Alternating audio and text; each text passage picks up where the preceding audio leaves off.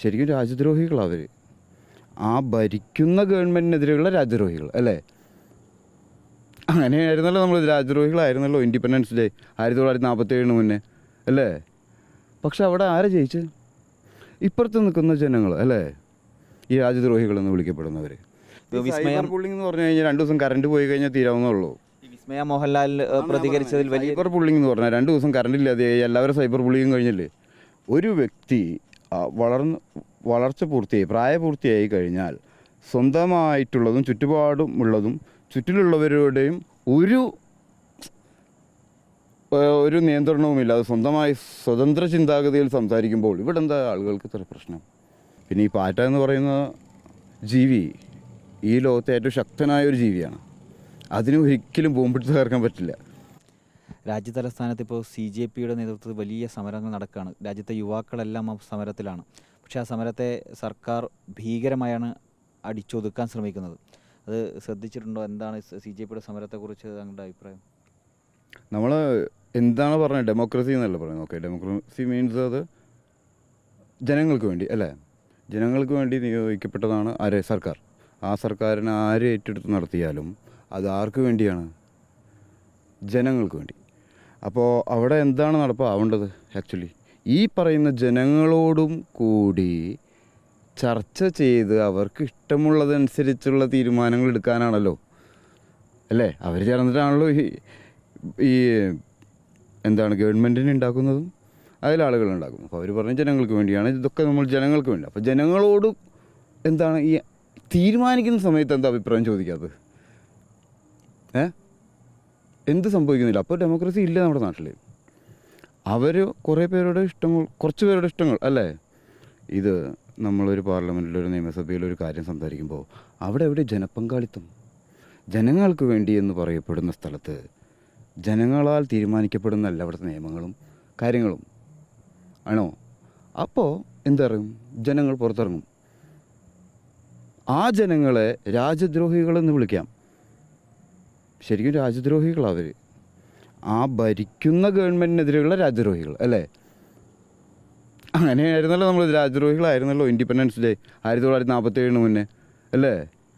പക്ഷെ അവിടെ ആരെ ജയിച്ച്? ഇപ്പുറത്ത് നിൽക്കുന്ന ജനങ്ങൾ അല്ലേ, ഈ രാജ്യദ്രോഹികളെന്ന് വിളിക്കപ്പെടുന്നവർ. അപ്പോൾ ഒരു രാജ്യത്തെ ചെറുപ്പക്കാർ, നമ്മൾ ഈ ചെറുപ്പക്കാർക്ക് വേണ്ടിയിട്ടാണല്ലോ ഈ നാട് മുഴുവൻ ഉണ്ടാവുന്നത് അല്ലേ? നമ്മളിപ്പോൾ വളർന്ന് വലുതായി കഴിഞ്ഞാൽ എനിക്ക് 43 വയസ്സായി. എൻ്റെ താഴെയുള്ളവരെന്നും പറയാൻ പറ്റില്ല, എന്നേക്കാൾ താഴെയുള്ളവർ പഠിച്ചു വരുന്ന സമയത്ത് ഈ വിദ്യാഭ്യാസം എന്ന് പറയുന്നത് എന്തുകൊണ്ടാണ് നമ്മൾ സ്വകാര്യവൽക്കരിക്കാതിരിക്കുന്നത്?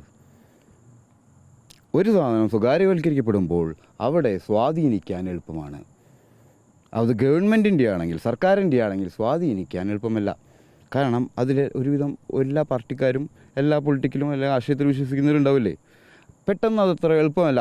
അതും സാധ്യമായിരിക്കാം, നമ്മുടെ നാട്ടിൽ സാധ്യമാണ്, ആയിക്കൊണ്ടിരിക്കുന്നുണ്ട്. പക്ഷേ അത് സ്വകാര്യവൽക്കരിക്കപ്പെട്ടാൽ ഉണ്ടാവുന്നതിൻ്റെ അത്ര ഇല്ല.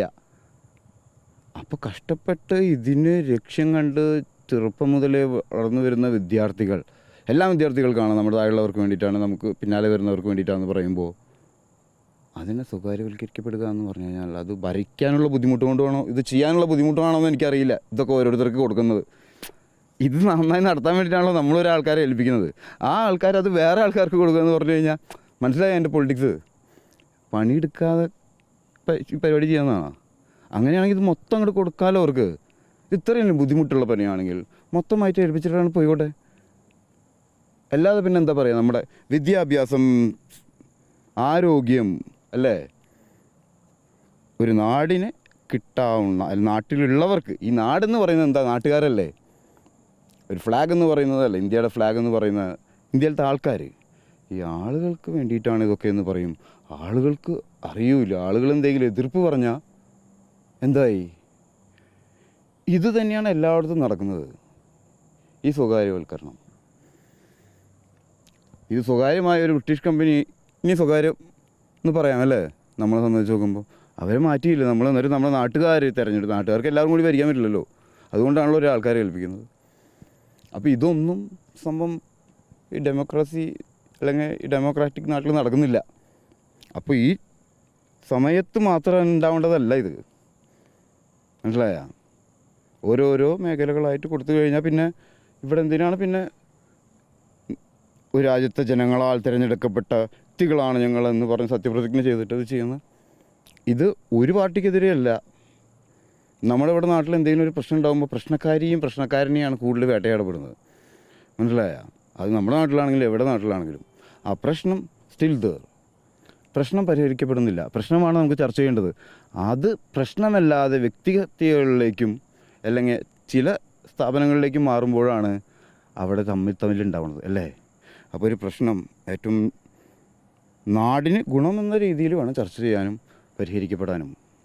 സിനിമാ മേഖലയിലെ പല ആളുകളും ഈ വിഷയത്തിൽ പ്രതികരിച്ച് മുന്നോട്ട് വന്നിട്ടുണ്ട്. പക്ഷെ അങ്ങനെ പ്രതികരിച്ച ആളുകൾക്കെതിരെ ഇപ്പോൾ വലിയ നിലയിൽ സൈബർ ബുള്ളിങ് നടക്കുകയാണ്. സൈബർ ബുള്ളിങ് എന്ന് പറഞ്ഞു കഴിഞ്ഞാൽ 2 ദിവസം കറണ്ട് പോയി കഴിഞ്ഞാൽ തീരാവുന്നുള്ളൂ. വിസ്മയ മോഹൻലാൽ പ്രതികരിച്ചതിൽ വലിയ സൈബർ ബുള്ളിങ് എന്ന് പറഞ്ഞാൽ 2 ദിവസം കറണ്ട് ഇല്ലാതെ എല്ലാവരും സൈബർ ബുള്ളിങ് കഴിഞ്ഞില്ലേ? പിന്നെ എവിടെ ഒരു വ്യക്തി വളർച്ച പൂർത്തിയായി പ്രായപൂർത്തിയായി കഴിഞ്ഞാൽ സ്വന്തമായിട്ടുള്ളതും ചുറ്റുപാടുമുള്ളതും ചുറ്റിലുള്ളവരുടെയും ഒരു നിയന്ത്രണവുമില്ലാതെ സ്വന്തമായി സ്വതന്ത്ര ചിന്താഗതിയിൽ സംസാരിക്കുമ്പോൾ ഇവിടെ എന്താ ആളുകൾക്ക് ഇത്ര പ്രശ്നം? ടോവിനോ അഭിപ്രായം പറഞ്ഞതിൻ്റെ പേരിൽ ടോവിനോയുടെ വീട്ടിലേക്ക് ഇന്നലെ വായ മൂടി കെട്ടി പ്രതിഷേധ പ്രകടനമൊക്കെ നടത്തി. അതെനിക്കറിയില്ല. വായ മൂടി കെട്ടിയിട്ടില്ല. അവരൊന്നും പറഞ്ഞിട്ടുണ്ടാവില്ലല്ലോ. അപ്പോൾ ഞാൻ പറയുന്നത് അതിനെക്കുറിച്ചല്ല ഞാൻ സംസാരിച്ചത്. ഒരാൾ സ്വന്തമായ ഒരു വ്യക്തി സ്വാതന്ത്ര്യത്തിൽ നിന്നുകൊണ്ട് ഒരു കാര്യം പറയുന്ന സമയത്ത് അവരെന്തിനാ ഇങ്ങനെ ബുള്ള് ചെയ്യുന്നു? ഈ ബുള്ള് ചെയ്യാന്ന് പറയുന്നത് ആക്ച്വലി നമ്മൾ ഒരിക്കൽ ചെയ്തിട്ടുണ്ടായിരിക്കാം, ഈ വിഷയത്തിലല്ലാന്ന് മാത്രം. അപ്പോൾ ഒരു വ്യക്തി വേറൊരു രീതിയിലുള്ള ആശയം പുറത്തു വിടുമ്പോൾ അവരിങ്ങനെ സംസാരിക്കാൻ പാടുള്ളൂ, അവരങ്ങനെ സംസാരിക്കാൻ പാടുള്ളൂ എന്ന് പറഞ്ഞാൽ ഇവിടെ സ്വാതന്ത്ര്യം ആദ്യം വേണ്ടത് ചിന്താമണ്ഡലത്തിലാണ്. ചിന്തയിൽ സ്വാതന്ത്ര്യം ഉണ്ടാകണമെങ്കിലാണ് നമുക്ക് വാക്കുകളിലൂടെ പുറത്തു വരുത്താനും പ്രവൃത്തിയിലൂടെ അത് സാധ്യമാക്കാനും കഴിയുള്ളൂ അല്ലേ? ചിന്താമണ്ഡലം എന്ന് പറഞ്ഞാൽ ഇങ്ങനെ ഓരോരുത്തർ ചിന്തിച്ച് പറയുന്നതാണല്ലോ. ഉപ്പ് സത്യാഗ്രഹം ഉണ്ടായ സമയത്ത് ഗാന്ധിജി ഇവിടെ ബ്രിട്ടീഷുകാർ ഉപ്പിന് കരം വേണമെന്ന് പറഞ്ഞു അല്ലേ? ആ സമയത്ത് എല്ലാവരും പ്രതിഷേധത്തിലിറങ്ങിയ ഞങ്ങൾ കര അടക്കില്ല എന്നാണ് പറയണത്. അപ്പോൾ ഒരാൾക്ക് ചിന്ത ഉണ്ടായി, കര അടയ്ക്കുന്നതൊക്കെ അവിടെ നിർത്തട്ടെ, ഇവരെന്തർത്ഥത്തിൽ ഈ കരം ചോദിക്കുന്നത്? എൻ്റെ വീടിൻ്റെ മണ്ണിൽ പറമ്പിലുണ്ടാവണം ഉപ്പിന് അല്ലേ? ആ തോട്ട് പക്ഷെ ലോകം മുഴുവൻ കത്തിയില്ലേ? അതിൽ നിന്നാണ് ആ സമരം ഉണ്ടാവുന്നത്. അപ്പോൾ ഈ സ്വതന്ത്രമായ ചിന്താഗതി നമ്മുടെ നാട്ടിലൊരു സ്ഥലത്ത് ഉണ്ടാകുന്ന സമയങ്ങളിൽ അതിനെയൊക്കെ എല്ലാവരും തളർത്തിയിട്ടുണ്ട് എല്ലാ സമയങ്ങളിലും. ഈ ഒരു രീതിയിൽ വേറൊരു കൂട്ടർ അല്ലെങ്കിൽ വേറൊരു ഭാഗം അല്ലേ? അത് സിനിമയിൽ നിന്നാണെങ്കിലും സാഹിത്യത്തിൽ നിന്നാണെങ്കിലും മെഡിക്കൽ രംഗത്ത് നിന്നാണെങ്കിലും വിദ്യാഭ്യാസ രംഗത്ത് നിന്നാണെങ്കിലും ടൂറിസം രംഗത്ത് നിന്നുള്ളതാണ് അല്ലേ? വ്യത്യസ്തമായി ചിന്തിക്കുന്നവർ സംസാരിക്കുന്നവർ എല്ലാവരും ഇതിപ്പോൾ എത്ര വർഷമായി തുടങ്ങുന്നവരറിയും. സ്വകാര്യവൽക്കരിക്കപ്പെട്ടില്ലേ? എന്തായാലും വിസ്മയുടെ കാര്യമല്ല പറഞ്ഞുകൊണ്ടിരിക്കുന്നത്.